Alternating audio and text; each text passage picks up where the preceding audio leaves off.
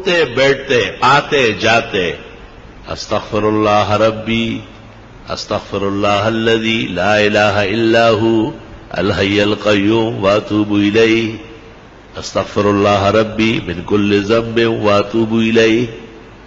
یہ پڑھا کرو جتنے استغفار آپ کو یاد ہے. بہت زیادہ پڑھو، کم پڑھنے سے نہیں کام چلے گا، کیونکہ دنیا کی تمام تکلیفیں، رنج اور غم، صدمہ اور مصیبت، فتنہ اور پریشانی سورۃ انفال میں ہے. استغفار سے ختم ہو جائے گا. استغفار ہمیں کرنا چاہیے. پیرانی پیر شیخ عبد القادر جیلانی نے ایک موقع پر لکھا ہے کہ جن کو استغفار کا پتہ ہے اور پھر وہ پریشان ہوتا ہے، فرمایا بہت بڑا کذاب اور جھوٹا ہے. یہ تو خدا کا فیصلہ ہے کہ آپ استغفار کریں، میں پریشانیاں دور کروں. اب یہ کہ ہمیں محبت چاہیے، آرام چاہیے، عزت چاہیے، حلال دولت چاہیے، وقار چاہیے، حفاظت چاہیے، خدا تیری نصرت چاہیے، بندوں کے ہر شر فساد سے بچت چاہیے. اس کا ذکر اللہ نے سورۃ نوح میں کیا ہے 29ویں پارے میں کہ یہ بھی استغفار سے ہو. لے سارا کام استغفار سے ہوگا. علماء نے اس طرح ایک مثال دی کہ اگر فرید گنج شکر، ان کے شیخ قطب الدین بختیار کاکی،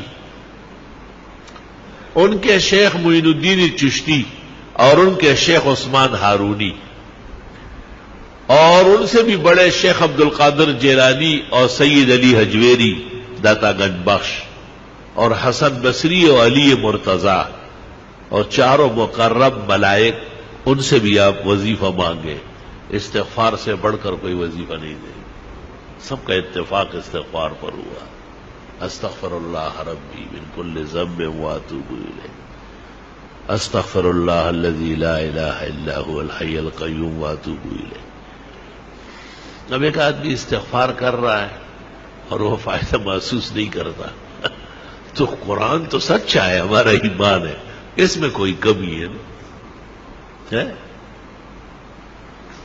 وہ عورت نے وہ چاند دیکھا ایسا چاند کی طرح، تو انگلی کے ساتھ کوئی چیز لگی تھی نامناسب، کہنے لگی چاند تو بہت اچھے لیکن بدبو آ رہی. تو بدبو تو آپ میں ہے، چاند میں تھوڑا ہی ہے. اب اپنے آپ کو اس معیار پر لانا ہے کہ ہمیں استغفار سے وہ فائدہ پہنچے جو اللہ تعالیٰ نے سورۃ انفال میں بیان کیا ہے. وما كان الله ليعذبهم وانت فيهم وما كان الله معذبهم وهم يستغفرون. ایک ایسی نیکی اور ایسا عمل جو نبی کے برابر ہو یا نبی جیسی رحمتیں مل جائے، قرآن کی اس آیت میں ہے جو میں نے پڑھی کہ وہ استغفار کا عمل. یا تو نبی کی وجہ سے بچت ہے یا استغفار سے بچت. خوب استغفار کیا کرو. بعض راتیں مناؤ، باقاعدہ بعض اوقات منا لو کہ بھئی میں سحری میں اٹھوں گا اور سورج نکلنے تک استغفار کروں گا، اور میں جمعے کی نماز کے لیے 2 گھنٹے پہلے آؤں گا، سورۃ کاف پڑھوں گا، 100 مرتبہ درود ابراہیمی پڑھوں گا، بس پھر جمعے تک استغفار کروں گا. جمعے میں اتنا ٹائم نہیں ہے، چلو عصر سے مغرب صحیح ہے، مغرب سے عشاء تک کچھ تو ادھر کنڈے زویا سوخو بویا، کچھ تو کرے آپ، اپنے آپ کو ذرا قیمتی بنائے. جتنی خوشیاں چاہیے، جتنے آرام اور راحت چاہیے، جتنی عزت چاہیے، اللہ تعالیٰ سورۃ نوح میں فرماتے ہیں فَقُلْتُ اسْتَغْفِرُوا رَبَّكُمْ، استغفار کرو وہ مل جائے، سب عطا ہو جائے. ہمیں بھی دعاؤں میں یاد رکھو، دینی مدرسوں کو بھی، طلباء کو بھی، اور یہ موجودہ پریشانیوں کو بھی، اور استغفار کی کثرت کرو.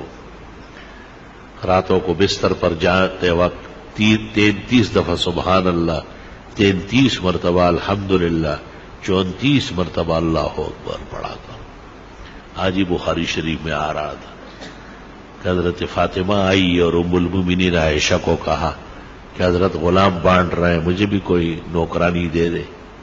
جب حضرت آئے بتایا، انہوں نے کچھ کہے بغیر ان کے گھر گئے اور ان کو کہا بس رات کو یہ پڑھا کرو 33 مرتبہ سبحان اللہ، 33 مرتبہ الحمدللہ، 34 مرتبہ اللہ اکبر.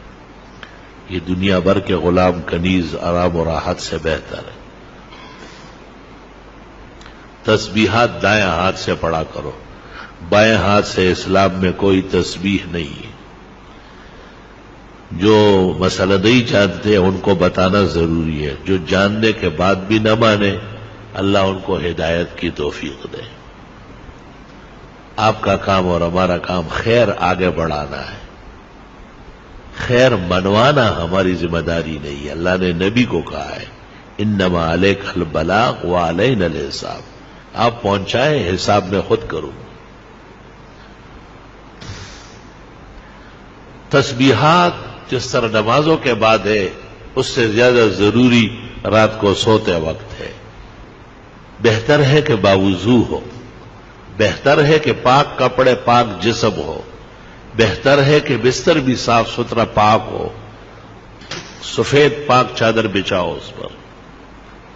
بستر پر آنے کے بعد اگر کوئی حرج نہیں ہے، گرانی نہیں ہے، تو سورت الف لام میم سجدہ ایک بار اور سورت ملک ایک بار ہر رات کو پڑھنا سنت طریقہ ہے.